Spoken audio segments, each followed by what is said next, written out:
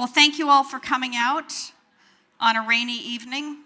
Winter is lingering for another wonderful food literacy class. We have a number of announcements before we start with our program tonight, and I'd like to hear from our student Leo representative first. Yeah.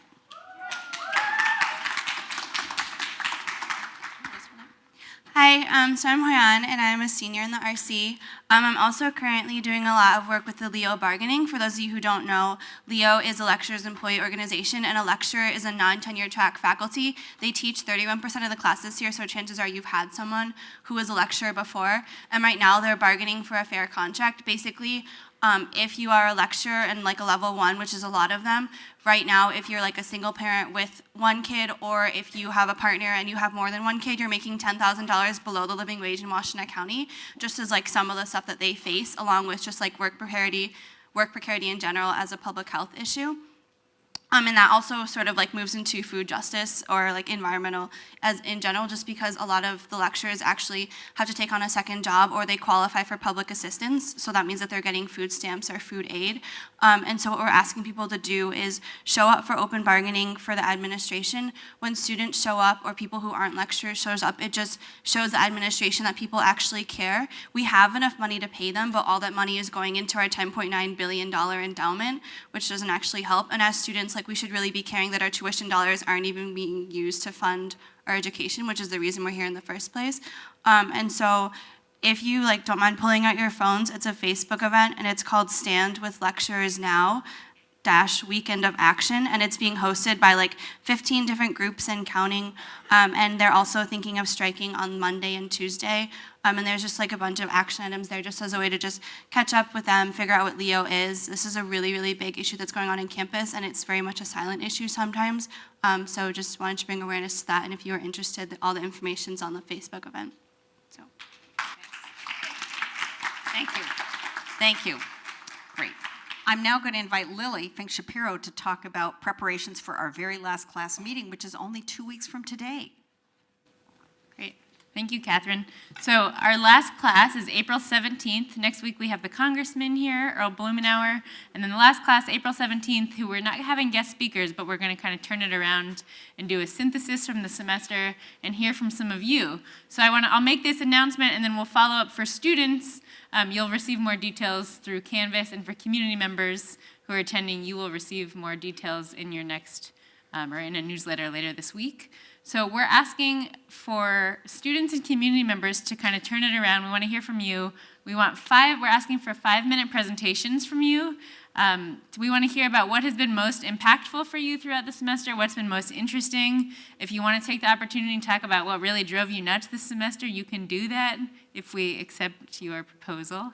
So please, what we're asking for is that you submit just a few lines of what you would like to talk about. We'd love to hear from you. And again, you'll get more details later this week. So April 17th, short presentation. We hope to hear from you. Thank you, Lily. We have a number of public service announcements tonight, so let me go get those started. First of all, thank you to our sponsors. All of our sponsors are what makes this class possible, both within the university and beyond, and we're very grateful to them.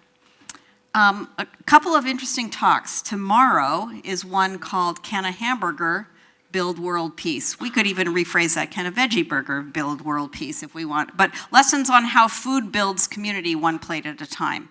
Very interesting in the Wednesday, April 4th, actually R2220, I'm not sure what building that is. Oh, well, Ross, thank you.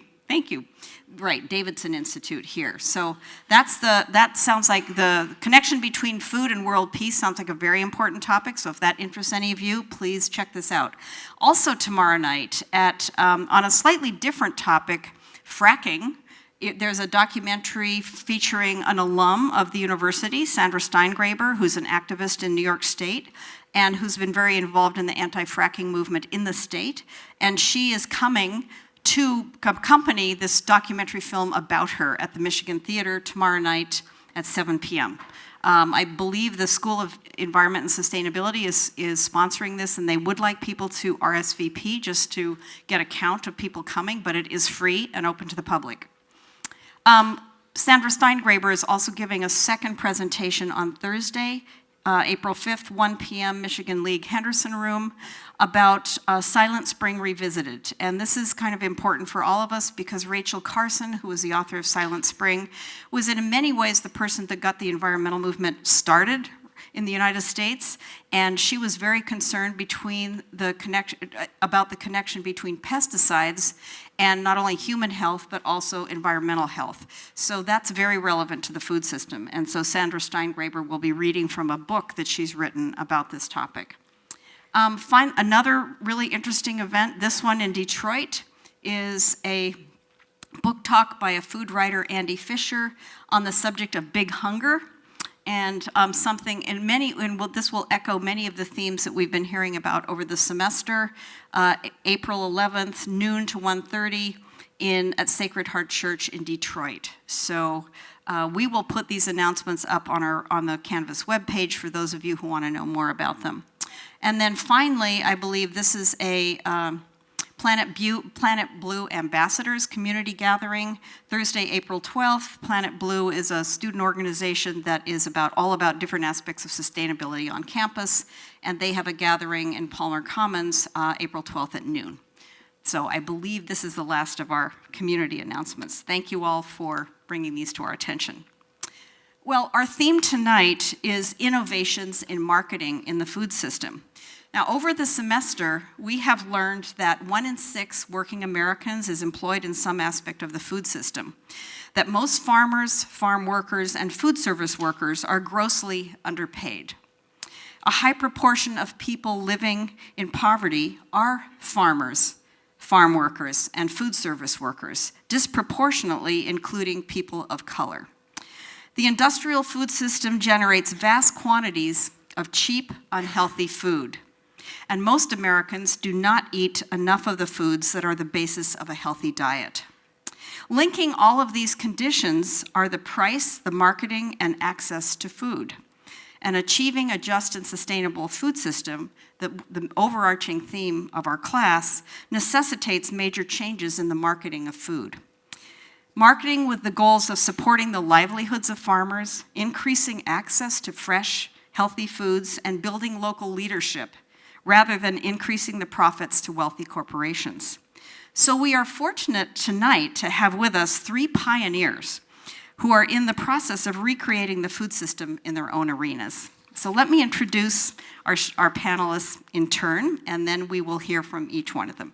Rachel Chatterton-Bair, farthest from me, is the Director of the Sustainable and Innovative Food Systems at Kalamazoo Valley Community College in Kalamazoo. She's been in that position since 2015. This is a demonstration farm and food hub, and we'll hear more about it soon. Before that time, she worked for 4 years as program director at the Fair Food Network in Ann Arbor, a progressive, innovative organization that increased access to healthy local food to many low-income residents, initially in Michigan and then across the country. And she has a master's in public health from the University of Michigan. Kami Pothukuchi, in the center, is a professor in the Department of Urban Studies and Planning at Wayne State University. She oversees a fellowship in community food systems planning that is funded by the Kellogg Foundation. She's director of the program called Seed Wayne, a community academic partnership that fosters urban agriculture and access to healthy foods on the Wayne State campus and nearby communities in Detroit. And she has a PhD in urban, technological, and environmental planning from the University of Michigan. And then closest to me is Kathleen Sample, the co-founder and co-owner of Argus Farm Stop, a new kind of food store that opened in 2014 with an unusual business model that we will hear all about. Prior to that time, she worked in business and industry on chemical sales and medical gases, so it's a big transition. She has an MBA from the University of Michigan. So before we hear from Rachel, let's welcome all of our panelists.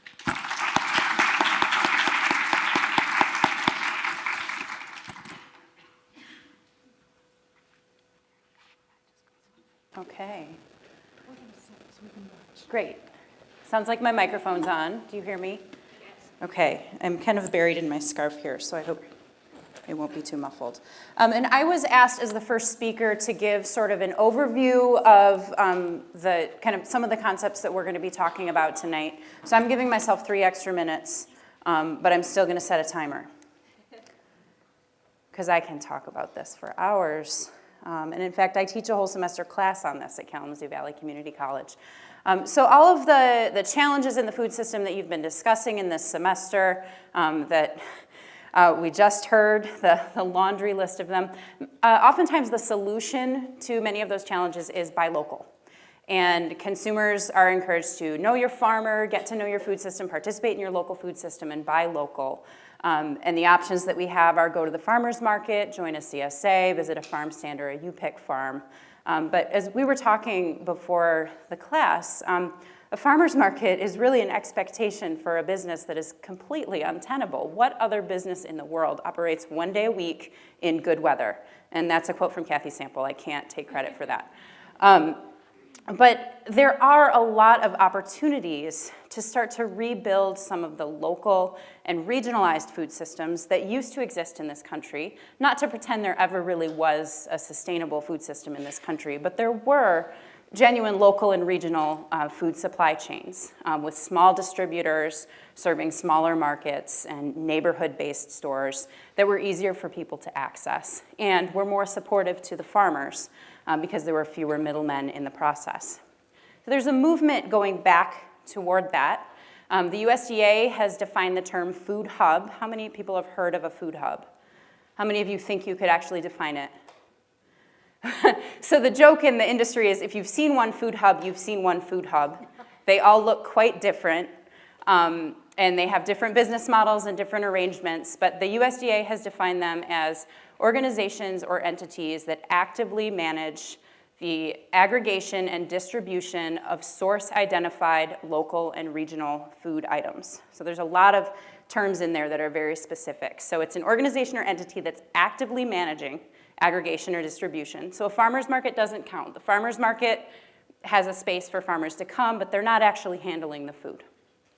They actively manage the aggregation and distribution of source identified, so the end customer knows what farm that food came from originally. That's critically important. That's part of the value to the customer, is knowing the farm the food came from. And local and regional food items, and that is defined however the food hub wants to choose to define it. USDA says local is, I think, 200 miles? 400 miles? Thank you. But some people say it's within your state. Some people say it's within your watershed.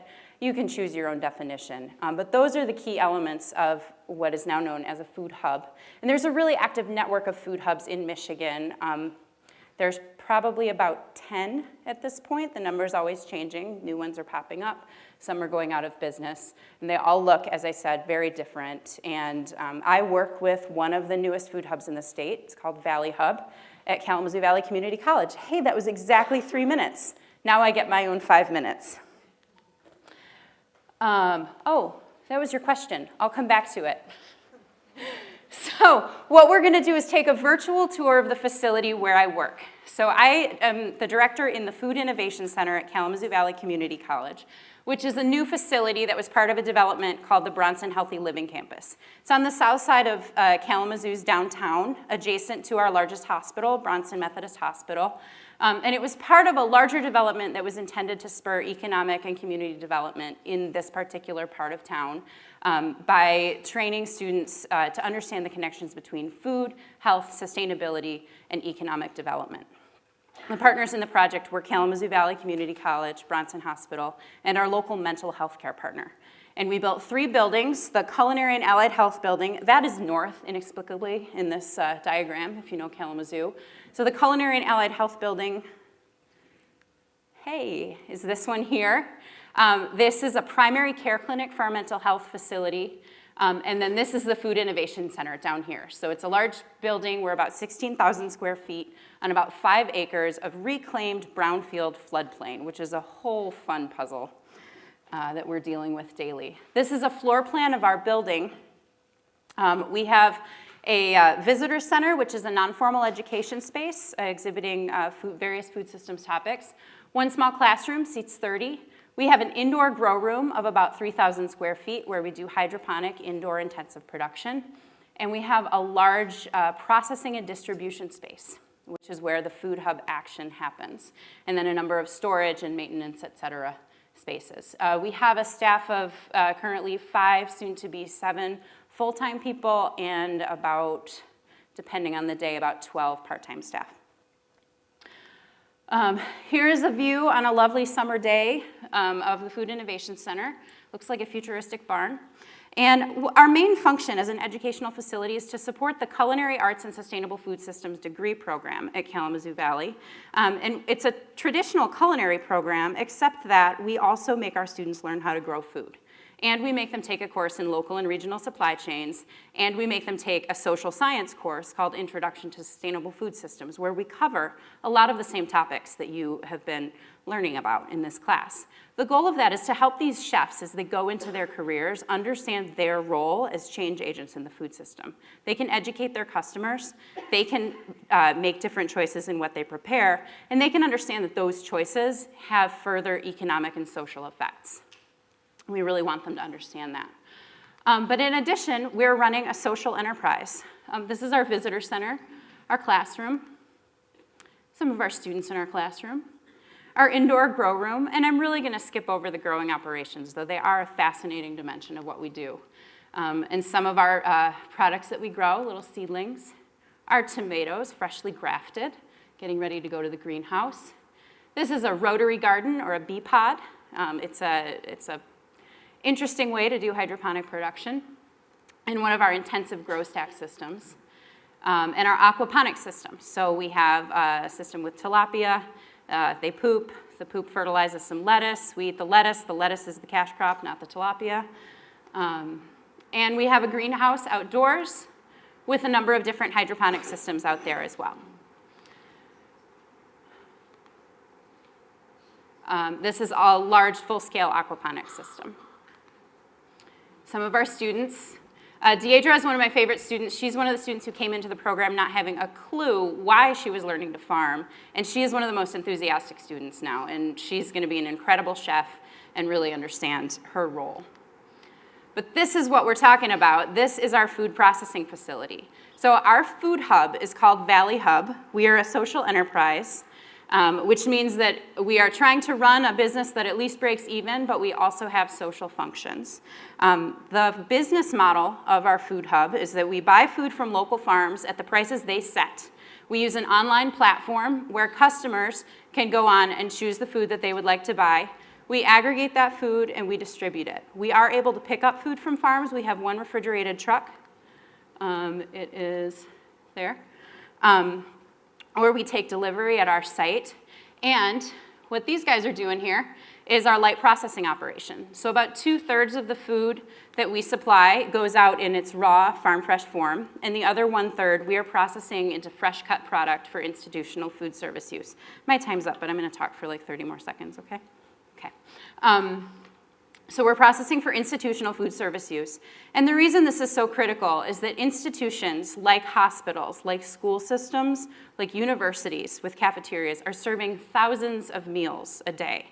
And the chef in that food system can make a decision to purchase food from local farms that has huge, far-reaching economic impacts in that region. Bronson Hospital was our first customer. They serve 3,000 meals a day between patient meals and their cafeteria.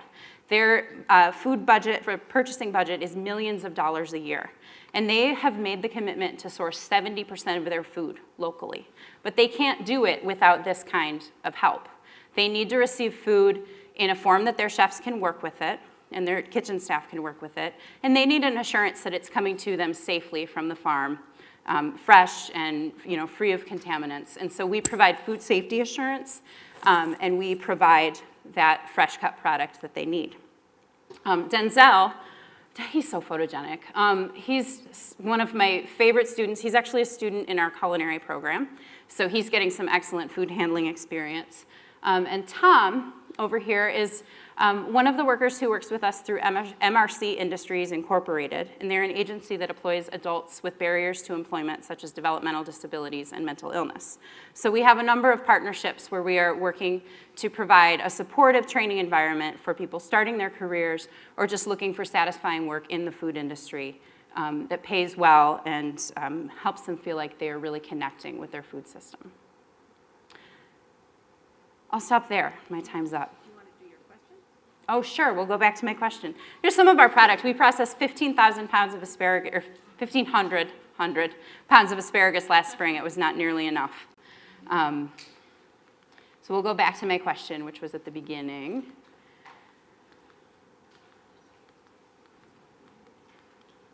And backwards tour. Which of the following is not yet a Valley Hub customer? As I mentioned, we primarily serve an institutional market, though we do have some restaurant and retail customers. And when we get into discussion, we can talk about why it's important to have that customer mix. So Kalamazoo College Creative Dining is their contracted food service provider. People's Food Co-op of Kalamazoo is a real thing. It's not a trick question. Bronson Hospital or Western Michigan University.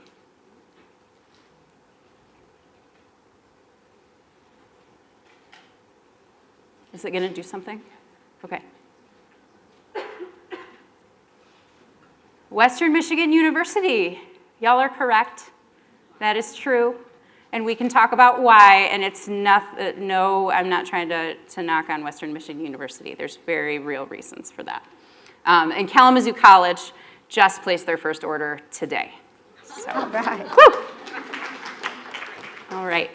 Thank you so much. I look forward to the discussion. Thanks, Rachel. You can hear me, I guess? Yes. All right. That's great. Thank you. Okay, now I have to go give you the tour all over again of your facility. All right, so I am representing Seed Wayne, which is a campus community collaborative in Detroit. It's a campus community collaborative at Wayne State University to build student leadership in sustainable food systems. And the idea is to integrate all of the university's core functions, teaching, research, and community service in building sustainable food systems. This is by far my most favorite image from our program over 9 years. And it showcases the making of healthy food, salad greens as fast food, eaten on the run by a handsome dude. Look at his cool tats. And I think he's a Wayne State athlete, but he didn't pose for me. I don't really know who he is. I just love the picture. So these are the activities of Seed Wayne, and it's important to note the duration. The program started in 2008, and the program was housed in the Department of Urban Studies and Planning at Wayne State until 2016. And since then, it's been institutionalized in the university, and sometimes I'm not sure that it's a good thing. But the point is that it's continuing, even though I'm not leading all aspects of the program. On the left-hand side are activities on campus, and on the right-hand side are activities in the community. The bolded ones are really the keystone activities. And since 2016, I should note, starting this year, last year we had a hiatus for the Wayne State Farmers Market, but in 2018, it's going to start back again with a new management. It's being operated. Previously, it was operated by Seed Wayne out of the department. Now it'll take 2 units out of Wayne State to manage it starting 2018. And it'll be at the corner of Warren and Woodward, and so be there. So we had, between 2008 and 2016, we had 3 gardens. One was the St. Andrew's Garden, the Warrior Garden with winter extension using low tunnels, and also the rooftop parking structure 5 experimental garden that collected its own rainwater and drip irrigated them, 3 beds. The St. Andrew's Garden is now built over because it was on land that the university had allocated for development. Luckily for us, We were in a recession when we started the garden, so we had the garden for as long as we did. But now it's a structure. I'm not entirely sure what it hosts, but the Warrior Garden is still ongoing, and it's inviting community participation. I talked about the Wayne State Farmers Market. There are some images that I'll show you. Composting of kitchen wastes was the first step, and we have composters. It's been a rough go because of changes in the food service contractor, but there are interested chefs who will continue to manage that.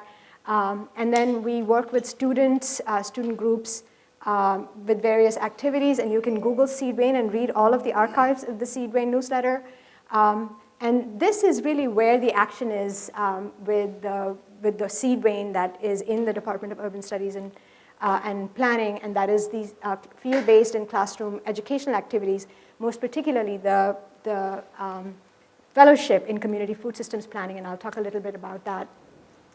We experimented with bringing fresh food in healthy corner stores in neighborhoods that were underserved by grocery stores. That was neighborhoods that were more than 1 mile away from an existing full-service grocery store. And we did that for 4 years. A lot of lessons came out of that. Students were involved. There were courses that were also involved in that project. There are really responsible corner store owners that want to serve their neighborhoods, but in a context of continuing abandonment that has been a problem. And then Healthy Eats fairs, workshops involving students, where students led interactive conversations about healthy eating and what individuals and households could do to move gradually towards a healthier diet was an educational activity that we undertook for 4 years. And then, of course, participation in various activities in the community. And we built the passive solar greenhouse at the Earthworks Urban Farm at the corner of St. Paul and Meldrum. So here are some images. I'm going to zip through them relatively quickly. This is the Warrior Garden established in 2008. It's a destination.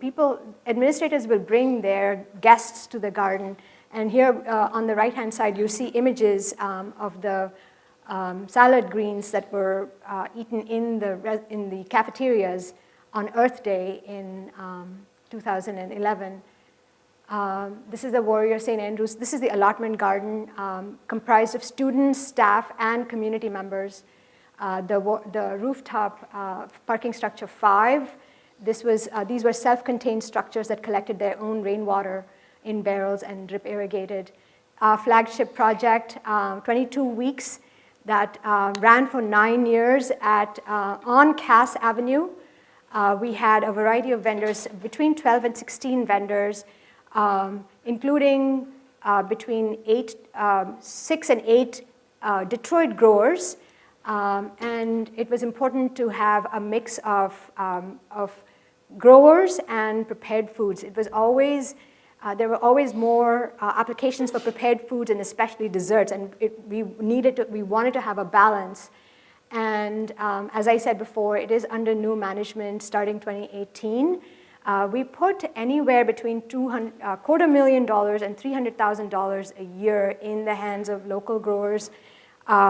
We had between 800 to 1,000 customers each day. And we accepted a variety of government nutrition programs, including food stamps, Double Up Food Bucks, sponsored by the Fair Food Network, and WIC Project Fresh and Senior Project Fresh. And then we supplemented that with the Student Advantage program, in which students got $5 in vouchers. They gave us $5 to get $10 in vouchers to buy fresh fruits and vegetables, and some happy customers. And we had a variety of educational activities, including chef's demos, interactive conversations led by students, as well as student-led formal workshops in the farmers market. And then this class is a community partnership in which we have community leaders coming in each week during the winter semester to talk about a variety of food system topics in class, and also offer projects that students can do. And Malik, of course, is coming to our class next week. The class is the community lectures are open to the public, and we have members of the public show up in class every so often.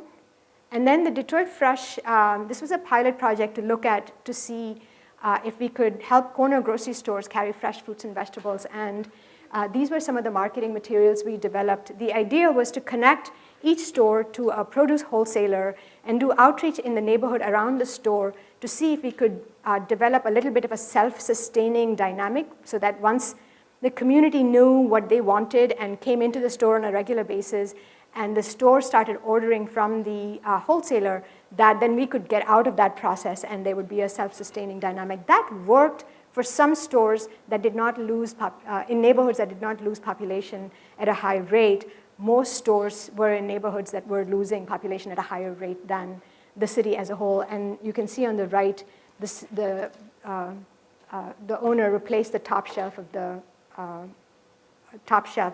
with produce vegetables.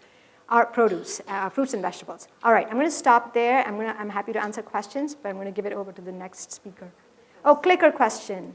Where is my clicker question? Did I not get into that? Okay, so the clicker question, we're going to repeat this pattern, is how many supermarkets, that is full-service grocery stores, are owned by African Americans in Detroit?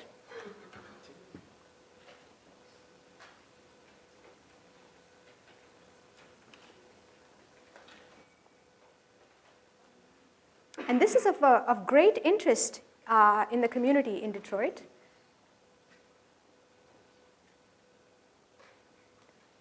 And I'd be curious to think if that number has gone up or gone down. What do you think? Should I tell them the answer? The answer is, you guys are wrong. E is, it's essentially D. So 21% of you are right. Okay, sorry. I didn't say you guys are wrong. All right. I'm going to give it over to Kathy. Okay. And now I'm just mad. 0. This is wrong. Okay. Well, I got to go through your whole thing. Sorry. Get my glasses while I'm... All right. So I think we have some people probably in the audience who've been to one of our stores in Ann Arbor, but I'm going to go through this in detail. We have a couple staffers here too, so they can correct me. Okay, a couple questions for you. I'm going to do my questions up front. Okay, the agricultural survey from 1950 was compared with the ag survey from 2012. What do you think is the situation with farms, agriculture? And this is Washtenaw County. I should have said that. In Washtenaw County, which I know you're not all from Washtenaw County, but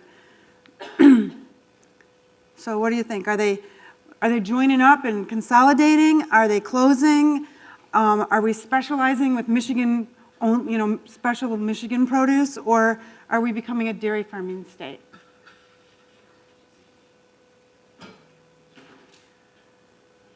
How do I? Oh, it'll, okay.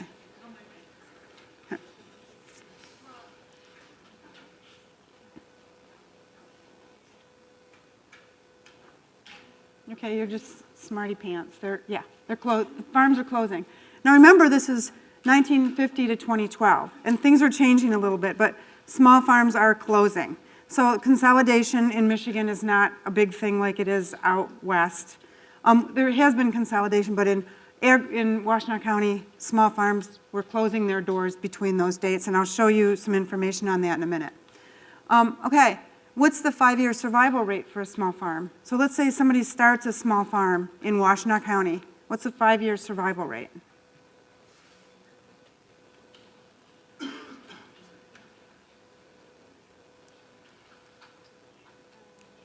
Oh wait, did I not? You meant percentages. Yeah, I meant percentage. Yeah, what should I say? How should I restate it? Yeah. How long is the average? Well, I think you know the answer now. I don't know why I didn't catch that when I was... Okay, if anybody gets this wrong, you guys should take their names. I don't know if you can track it back to the clicker person, but yeah, a small farm that starts up right now lasts for 5 years before they close their doors generally. Now there outliers, right? There are people who stay in business, but let me just show you the data, okay? This is the ag census. So look at the numbers on the far right. Look at the percentages of farms, okay, on a number of farm basis. So we're definitely not becoming a dairy state, right? And vegetables have gone down the least, but there has been consolidation to corn, soybean, GMO crops in that category. So small truck farms, which are like, produce farms, like go to the farmer's market, those have decreased dramatically in the last 50 years. So it's, it's a problem, right? So here's a better way of saying this. The 5-year survival rate is less than 50%, right? But if you count them, the average is 5 years. Average age of a farmer is 58 years. Do you think any farmer in Michigan who's 72 years old, let's say, is telling his kids, you guys should definitely do this for a living? No. Very few of our farmers who are getting up there in years are transferring their business to their families. I can give you very few examples of farms that are moving into families, into the next generation. And once farms are gone, they're really hard to replace because they probably are like a Toll Brothers neighborhood, right? And especially in Washtenaw County, if you've driven along Nixon Road lately. Farmers fare poorly when they sell through traditional channels. So this is a national number, but farmers get about 17 cents on the dollar. So let's just say a piece of produce costs $1 in the grocery store. The farmer who grew it, who bought the seed, planted the seed, weeded the bed, nurtured that crop, harvested it, and sold it, gets 17 cents on the dollar. And the rest of it goes into all the distribution that has made us into an industrialized food system, which is, refrigeration, truckers. I mean, these people are all making a living, but not the farmer. So it's going to take a big effort to turn this around. So something that always amazes me is that 99.7% of the food that we buy is purchased from people we don't know. It's gone through a chain of purchasing, right? So that means 0.3% of the food that we buy is purchased directly from the farm. And we have some farmers here in the audience, so they know. It's a very small percentage of the population is going to the farmer's market or signing up for a CSA, okay? Food travels on average 1,500 miles, but if you're getting lettuce from California, that's 2,200 miles. So 2,200 miles for a head of romaine lettuce to get from its growth point to where you picked it up in the grocery store, which means by the time you got it, it was already 10 days old, right? And climate change, oil prices, all those kinds of things, water availability, they're all going to cause possible disruptions in the future. And so this is our current food system, right there, that mess right there. So 0.3% of food is purchased directly from farmers. And that way of buying food gives you higher margins for the farms. It makes that connection so you know who grew it, so you can have confidence that the food was grown in a way that you might approve of more. And that 0.3 is limited rightfully by weather, seasonality, and lack of convenience. So people who buy food directly from their farms understand that, okay, I can't have a tomato when it's January. Or if I do, it's going to be frozen if I want to shop locally. And this is one of our farmers, a young new farmer from Songbird Farm at Tillian Farm Development Center. She's awesome, Erica. All right, so how do we supercharge our local food economy so we can increase that 0.3%? Well, we looked at, when we were thinking about starting Argus, we looked at what farmers markets and CSAs have compared to a grocery store. So farmers markets have a good margin. The food's really fresh, right? It's going to last longer in your refrigerator. It's going to be more nutritious. It won't have nutrition degradation. You know who grows it. You learn. It's an educational experience, especially if you're shopping with your family. You know, we know that families that shop at the farmers market, those kids are much more likely to care about what they're eating. And it builds community. If you just go to the Amherst Farmers Market, it's crazy town over there. It's such a popular place. It's wonderful. We love farmers markets. We just know from a business standpoint, it's hard to run a business when you can only sell your stuff. No, no, you didn't. It's just the truth, right? So I don't want to disparage farmers markets because the community that's developed there is really important, but there's no other business that I can think of. And all of our panelists, we were talking about it at dinner. We all agree, like, okay, you can't run a business one day a week, selling your product one day a week. So traditional grocery stores, though, that's how we shop. It's convenient, it's got high quality refrigeration, and you can get everything at one place, right? And I didn't put on here, and I should, you can really easily use your SNAP, your supplemental food dollars there, and hopefully someday you'll be able to use Double Up Food Bucks, which is a way to double your SNAP benefits for fresh, locally grown food. So we thought, how can you converge these two and make something that works? So this is what we did. We combined a farmer's market with the grocery store. So those are all our farmers. Those are some of our farmers up there. Yeah, Norm Holtz. He's at Eastern Market. He's just awesome. His hands are like, I can't describe how big that man's hands are. But, you know, these people all are true. They really care about what they're growing. So we have a single checkout. So you just go to the register, you buy your stuff, you pay like cash, credit card, SNAP, a Double Up Food Box, you can do that. The producers set the price, and so we're consignment. So this is very different. We don't take ownership of the product. The producers own it. They set the prices. So if somebody says, oh, hey, I just got organic certification, and it cost me $2,000 every time that guy shows up to certify my farm, I have to raise my prices. It's totally what you're going to see, because that's how it should be, right? We're a gathering space, so we have, you know, we like to encourage our farmers to stick around, so they get free coffee. So, and they know this. It's kind of a way to lure them to hang out with customers, because there's no other way they're going to stick around. If you just have to give them something in their hand, they'll talk to customers. You can introduce them to who buys their stuff. And importantly, I don't know if we have any business school students here, but we're a L3C, which is a for-profit business model that was designed to encourage community mission-driven businesses. So it's for-profit. We run really close to the trees. We go for low, barely any profit, but we want to pay the maximum out to the farm. So, you know, they get 75% of what they put as the price, and then we pay our staff with the rest. And we pay our staff, you know, health care. We are trying to do the right thing. So compare that. 75% of sales go to the farm. It's the opposite of that dollar sign I showed you before where the farmer gets 17 cents, right? So it's way better model. So final slide. We opened in 2014. We had 40 farms. We didn't know what we were doing. We had gone to the farmers and said, hey, we have this idea for an everyday farmer's market. And we now have over 200 farms. We put in $170,000 to start our store. It returns about, it's returned about $3 million to the farms so far. So that is like venture capital type return. That is not like some wimpy return. If you're looking at it for a return to your community, that is the amount that goes back into the pockets of our farmers. Our top 20 producers average about $30,000 in sales annually, so that's a big number for a small farmer, right? It takes a lot for them to sell $30,000 at a farmer's market every Saturday. It extends the growing season, so 36% of our sales are between January and May, where people go, how do you even have stuff? It's because we have these awesome farmers who have figured out how to grow stuff and extend the season and grow different stuff. They ask us, you know, what do you need this year?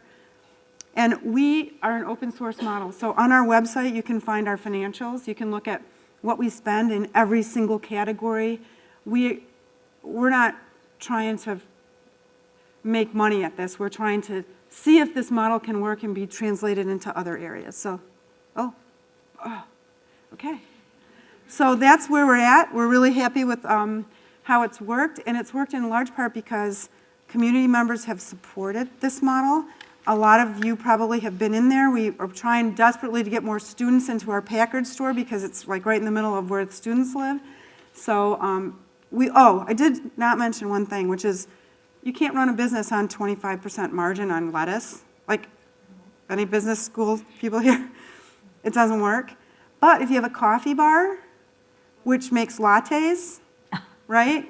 That's the engine that drives our train. So it's really important that you have a part of this grocery model that is a high margin business, and we don't make any excuses for that. We have fantastic coffee, but when you come in and you hang out there, you're supporting the business model. You should buy groceries too. But that's like, you have to have something, whether it's prepared food or something that has a higher margin than 25% to run a business. So we have 2 locations now, and we're working with about 30 different individuals or groups nationally to try to figure out how they can start similar stores in their place of wherever they are. Great. All right, so that's the end of that. So you guys can, so you want us up here? Yeah, come on. Terrific. Thank you.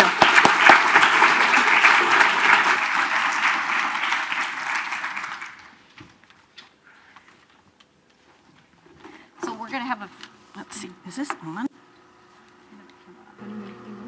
Yeah. We're going to have a few questions among ourselves, and then we'll open everything up to all of you. Well, thank you all. That was really inspiring. I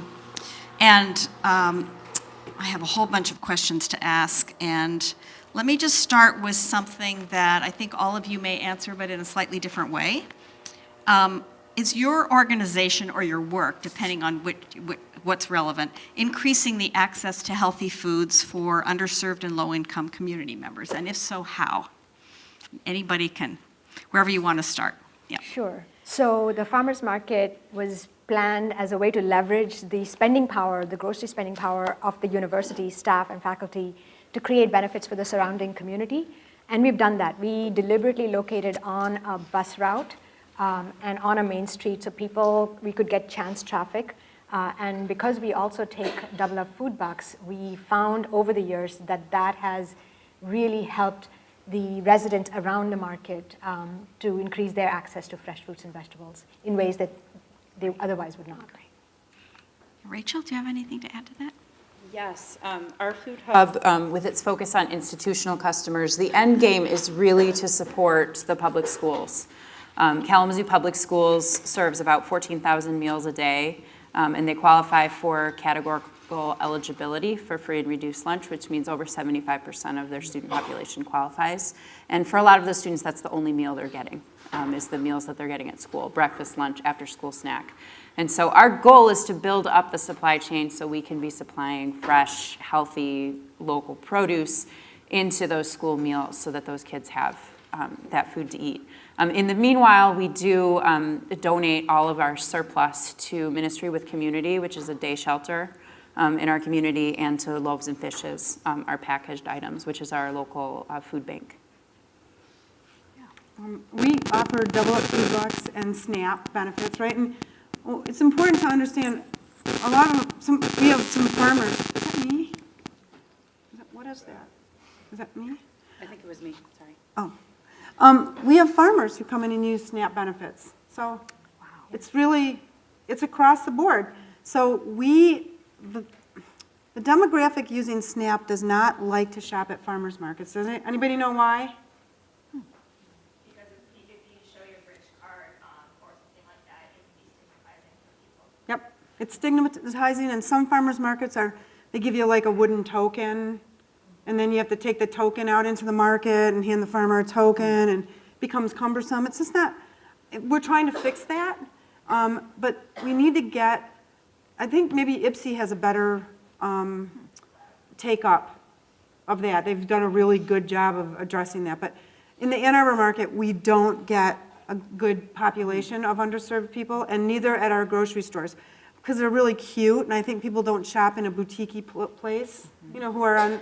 So we are trying really hard to increase that, and we're going to work with Fair Food Network and the Double Up Food Bucks folks to actually go out into the Avalon populations and to some of these centers to make sure people understand what Double Up Food Bucks are, because it's literally, if you have 20 bucks in food stamps, it becomes 40 bucks if you're buying fresh, locally grown vegetables. It's such a great program, but the awareness is really low. So now we're going to take it upon ourselves to teach that, because it's just turned out to be a really important part of what we want to do.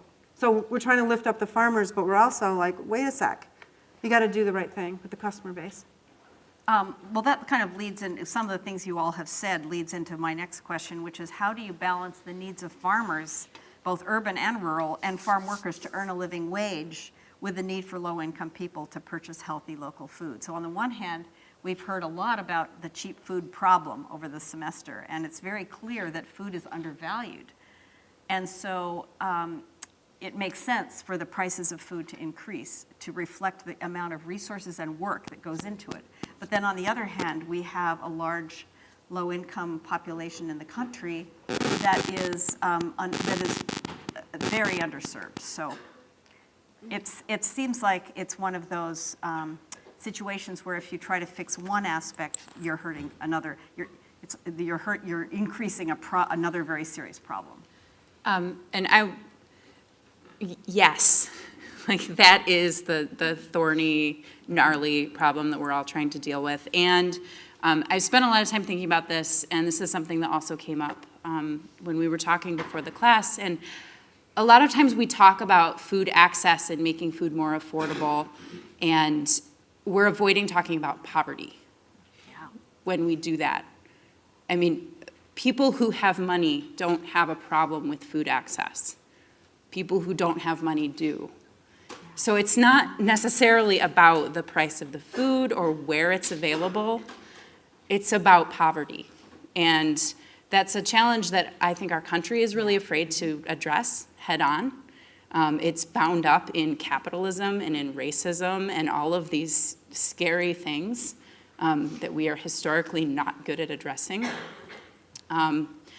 So we can talk about solutions to food access. And yes, I love Double Up Food Bucks, near and dear to my heart. It's a great Band-Aid. And it is, Orrin Hesterman would, he would sigh to hear me say that. And it is trying to address some of the structural issues, by addressing the way we do food policy and allocate subsidies and allocate our food assistance dollars. But really, ultimately, it's just giving people more food assistance so that they can come closer to participating in the food economy in the way that middle and upper income individuals can. So while, of course, we need structural solutions and we need to work for that at different levels, increase, livable wages, support policy, and all of that, I will say, we have multiple problems, and we don't have to have one solution for all of those problems. We can have multiple solutions. So we have, for example, growers in Detroit who will sell at upscale markets in the suburbs, and because they need the price point for them to be sustainable. I know at least a handful of growers who do that. And frankly, they say, we want to grow food for our immediate neighborhood, but and in fact, one grower will get food from produce from Eastern Market to support the needs of the immediate neighborhood. While there are important food access issues in the inner city that farmers markets are resolving, and these are populated by both growers in the city as well as growers from surrounding farms. So you have farmers from the city selling outside because they need the price point and they need the they're growing higher end crops for their operations to be sustainable. And you have farmers markets and other solutions in the inner city that are being supplied by regional growers.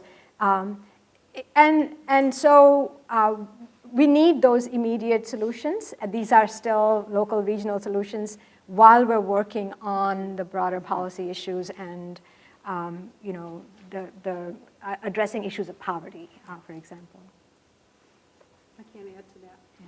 And I want to add on to that as well with another way that we kind of use the existing structures to try to build the food system we want to work towards. That's why we focus on institutional customers rather than selling at Valley Hub, selling direct to consumers, is because we do have these outlets like the National School Food Program, National School Lunch Program, where there are dollars available from federal sources to provide food. And so we can access that market with our growers. And our growers are also selling to high-end restaurants at the same time. So they are using that same approach, like of the different farmers markets, different markets where you can have a different price point. And this is where sometimes, as Bob Gottlieb said, a cross-class, you need to have cross-class alliances to support the system, at least immediately. Yeah. This question may not have an easy answer, but none of them do. Are your efforts changing the way that participants or consumers eat? And do you have any way of knowing that? I can answer that, because people tell us all the time, since they have a neighborhood store that has fresh, locally grown stuff, it's changed how they eat. Oh. You know, so we hear that all the time, and it feels really good to hear that. And we feed that information back to the farmers because we want them to know they're having an impact. So we That's hear wonderful. it constantly, and it makes me so happy when I hear it from students, because there's just nothing better than getting people learning to cook. It's awesome, so thank you. We have found that kids who grow their own food will have interest in eating fresh fruits and vegetables. Although, just to differ a little bit from what you said, we've noticed that when the economy is down, people are buying seeds, they're growing their food, they're cooking more because they have more time, they're eating more fresh fruits and vegetables. When the economy improves, they're eating out, they have less time to prepare their food. So I'm not sure that there's a straight, direct relationship that is, in one direction. I think also local food has to compete with the ongoing onslaught, the browbeating that we get from TV and other media from the mainstream food system. And I think that, especially when people put a full day of work and then they don't have to tend the garden, they order a pizza and they're sitting in front of the TV. And I'm hoping that trend is changing, but I think we need some data on this to see if we're making a difference. Yeah, and that is definitely true that people are spending more money and getting more calories from restaurants and prepared foods than they are spending on groceries. I think that flipped in early 2016. Wow. And doesn't seem to be going back according to the market trends. For us, with our supply to institutional customers, one of the great ways we see our work changing people's eating is when we hear from people who eat at the cafeteria at Bronson Hospital. So these are people who are there because they're visiting a loved one or they work there. Or my mom, who's retired after 40 years of Bronson and would never eat in the cafeteria. They are all telling us the food has improved significantly because they have this great supply of local produce, and so they're featuring it and they're promoting it. And they're coming up with all sorts of creative ways to use it. So they have a vegan grain bowl station, and they have this beautiful salad bar, and they're doing really great things. And they promote the partnership with Valley Hub, and so I think that's helping to raise a lot of awareness. Great, thank you. Well, my last question for you is, what is your vision of your local food system in 2030? And I'm putting that date far enough in advance that there is time for substantial change. We've seen a lot of changes just in the last 15 years that we were talking about over dinner. How will that food system differ from today? And this is your vision of what you would like to see, but also what you think, how you think movement is changing, so there's actually some possibility of that happening. And 2030 is like tomorrow. Well, I can say from our standpoint, since we have the farmer-driven vision where we're trying to get farmers going, our vision is that southeastern Michigan, this is kind of a bold one, but that southeastern Michigan will be vibrant, growing in terms of numbers of small farms starting up place, and it will be a place that draws people who want to start farming to come because they know there's going to be a place to sell their stuff, right? So I met a farmer at an event last weekend, and they had just moved back to Michigan. They were going to farm, and they said, we left here 10 years ago, and the woman said to me, I can't say enough about how much the food systems have changed here from when I left 10 years ago. It feels like a completely different landscape. There are so many young people talking about farming. I mean, okay, so I have weird barometers here, and I see Mike Levine's back there from Nature and Nurture Farms. So we have a farmer beer night in Ann Arbor, which the fact that a bunch of farmers get together on the first Tuesday of every month at some bar that moves around town and get together and talk about, okay, who's buying a baler or who's, who's going to do what. This, to me, says, okay, something really good's happening. When I see that these young farmers are getting together and they're talking about things in a way that the older farmers used to cooperate back in the day when they all shared equipment and they all shared stories and learned from each other. So to me, my vision would be fulfilled if we saw just an influx of new young farmers who were in business more than 5 years after they started. Right. So I want southeastern Michigan to look different from that standpoint. Yeah, Mike's like, I'm at year 4. You're doing good. That's a great metric. So that's, yeah. but we're looking at it from the farmer's standpoint. Good. So you're going to Yeah. be different, Yeah. right? Yeah, no, I buy into your vision. I'm just completely on board. Good. But so I'm an urban planner, and I'm thinking, I don't want to think about it just in terms of the food system. So I'm thinking about it in terms of an urban planner who really cares about the food system. And so 2030 is what, 10 years, 12 years? It's not that long. I mean, there's some really bad things happening, like, the eastern seaboard is getting flooded, seeing lots more storms and so on. So increasingly, we're being asked in this climate change era to think about our place and what we can do with our resources. And so that's why I buy into your vision. I think there'll be more farms organized in every neighborhood in Detroit, not growing tons and tons of food, but really getting people to think about what food means, both for connecting to land and place, but also connecting to each other, and for thinking about food beyond sort of as a thing, beyond a commodity. Food as having meaning, connected to the sacred as well, in addition to the land and our people.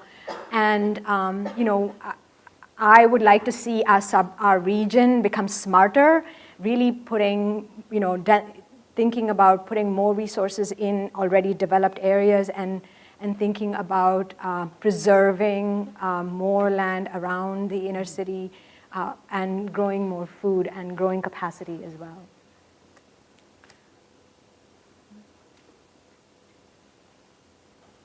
This is a really hard question. Because every time I start to think about the future, I get a little bit tangled up in the realities of climate change and the uncertainty that's coming in the next 10, 20 years. So it's hard, I feel like Debbie Downer. It's hard to think about the really exciting vision and separate that from, what might actually be going on. Though all of the climate change predictions are saying Michigan is probably going to do fairly well, and we'll probably be welcoming a lot of new residents back to our area. But in the meanwhile, I live in Southwest Michigan now. I lived in Ann Arbor here for 8 years, and I am not a traitor to Ann Arbor for leaving. I still love it here. I'm from Kalamazoo, Michigan, so I moved back to my hometown. And coming from Ann Arbor, it's a very different place in Kalamazoo. The local food movement is strong, but it is fledgling compared to what is here in Southeast Michigan, which is actually kind of ironic considering that Southwest Michigan is one of the most diverse agricultural areas almost on the entire planet, definitely in the country. But a lot more of that produce goes into processing and the global supply chains, and less of it is going onto local plates in Southwest Michigan. So I would really love to see the infrastructure rebuilt in Southwest Michigan and in Michigan in general, so that more of that agricultural bounty and the nutrients associated with it stay here, stay in our ecosystem, cycle through. If you think about it, every Michigan apple that is exported to somewhere else in the world is a tiny little bit of the Great Lakes, and that breaks my heart a little bit. So the more we can eat here and stay here, and the more we have that infrastructure in place so that those choices are easy for consumers, I think the better off we're going to be in the future. Great, thank you. So let's open the questions up to all of you. And please raise your hand. We circulate 2 microphones. Sorry. And there's, as you can see, we've got people with wonderful ideas and experiences, so please ask your questions. I also feel that way about Michigan beer, honestly. It's a great economic driver, but every bottle of Michigan beer is 12 ounces of the Great Lakes. Well, there's a lot of water that's being taken out for profit. Well, Right. while people are formulating a question, I'll just comment that part of my vision for the future of agriculture is that climate change is going to have devastating impacts on actually much of the world, but especially on the areas west of the Mississippi. And it is going to be a wake-up call for all of the problems of industrial agriculture that our society has not yet confronted, especially at the top. And so all these local efforts that are using more sustainable growing methods are going to persist much better through the droughts to come than will industrial agriculture. And I think it's going to tip the scales nationally towards the kinds of food systems we've been talking about. So questions, please. Hi, I'm Charlene, and my question is for Kathy. So first of all, I love the Argus Food Stop. I went for the first time about a week and a half ago, and the second time I was able to walk there to the one on Packard, get my groceries, walk back in 20 minutes. It was great. And so I texted all my friends who are into sustainability, but I feel like sometimes we're preaching to the choir, right? And I know you probably feel that with a lot of your customers, so I would love to hear maybe like, what's your pitch or what's your sell for especially college students or other people in the area who aren't as into food sustainability and local food and that sort of thing? What's my elevator speech? Yeah, or like what benefits would you, or how would you hook someone into like coming if they're not, in this class already into these sorts of ideas? Okay, no, that's great. So, I mean, frankly, we have a prepared food section, and we try to keep our prepared food people to using local food, right? So that prepared stuff is going to be healthier than if you go and get a lean cuisine or something like that. So we kind of hook them in there because we have a door where all the students come in because they live in this neighborhood. They come off Dewey, and we put our produce deck right there so that they can't see anything but this beautiful green produce deck when they first walk in. And it's hilarious. They walk in and they either look left for coffee or right for prepared food. And there's this gorgeous produce deck. So we're trying to learn our story about how quickly you can, like if I see a student just lingering, I'll just go over there and say, how about, do you know how to make a sweet potato? Like I'll try to figure out, what do they know how to make? What could they possibly find in our store that they would feel comfortable cooking? You know, because you hear these stories and they live with 5 people and they can't leave anything in the refrigerator because then the other people will all eat it all. So you have to kind of figure out individually what they need. The athletes, they need like a lot of calories, so you have to, sweet potatoes are really good for the athletes. So you try to figure out what foods they like and then talk to them about those foods. What's a rutabaga? Why is a rutabaga good? You'd be shocked at how many people don't know what a parsnip looks like. I mean, that is like one of the most delicious vegetables that the planet can produce. Oh, yeah. And people just walk by it like it's a curiosity at a museum. So you have to actually have that one-on-one conversation, which is the opposite of what you'll get if you go to a big grocery store. Just try to ask somebody at Kroger, like, what is this thing? They'll practically run because they don't know either. So we have a lot of one-on-one customer contact, and that's the only thing that we find works. And we have staff who are super awesome. We only hire local foodivores, like people who can prove that they have a dedicated interest in local food. And that really helps because they're not afraid to talk about it either. But we almost accost you about local food. You just got to deal with it. There was another question. Go ahead, please. I sort of have two. One is back to Kroger.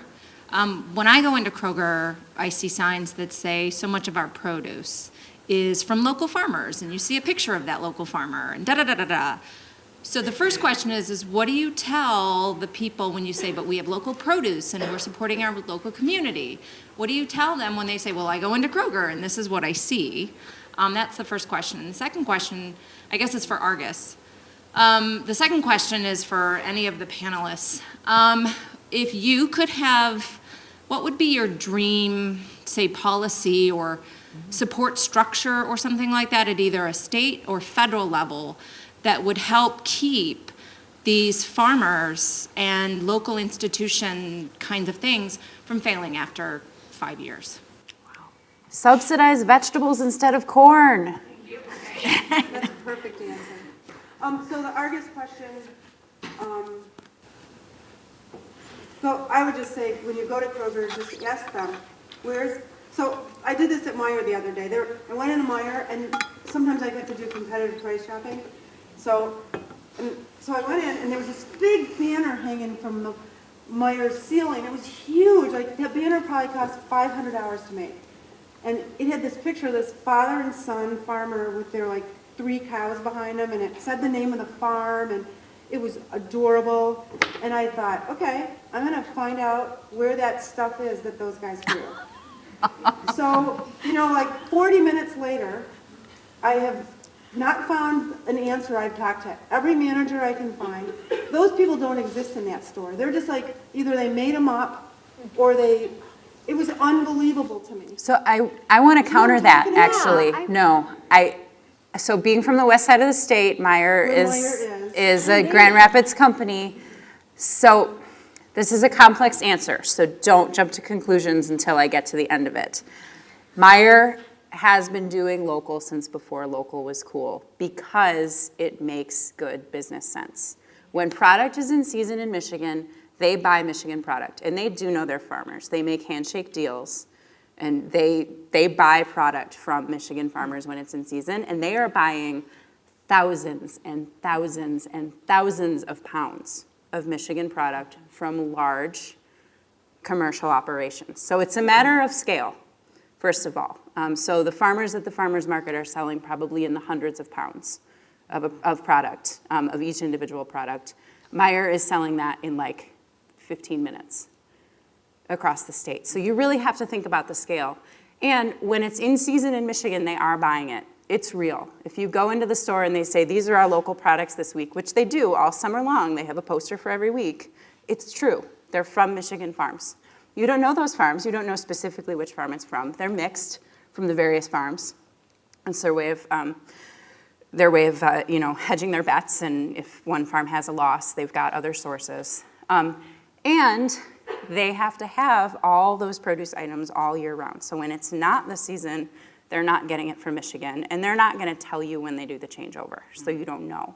So you have to make the decision of how important it is to you to know specifically this farm grew my food, or is this company really supporting Michigan agriculture on a huge scale to the tune of millions of dollars?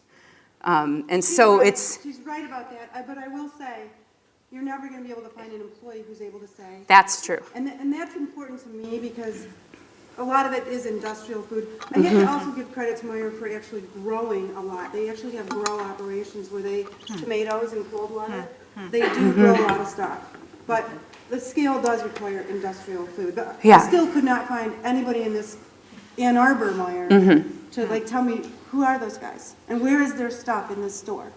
So, it is complex. And I should have just used Kroger as an example. That's fair. Yeah, these issues of scale I just want to share on that topic an anecdote from one of the food hub meetings in Michigan. So we get together as food hubs and we talk about the various issues. We're trying to figure out a way we can build distribution networks between the food hubs so that food is moving from different parts of the state. And someone raised the issue that they knew of a supplier that was looking to source 150,000 pounds of organic beef. And could the food hub network handle that kind of distribution? And we were like, what? 150,000 pounds? That is an absurd amount of beef. But if you do the math, a serving of beef is about a quarter pound. So we're talking 600,000 servings of beef.